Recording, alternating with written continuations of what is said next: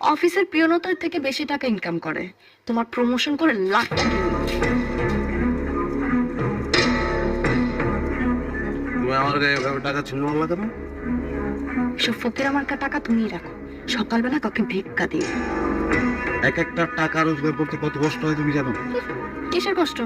AC রুমে বসে কলমের খোঁচায় টাকা ইনকাম করতে কষ্ট কিসের? জি না, বেতনের বাইরে এক একটা টাকা রোজগার করতে বুদ্ধি খরচ করতে হয়, মাথা কাটাইতে হয়, হাজারো দিকে নজর রাখতে হয়।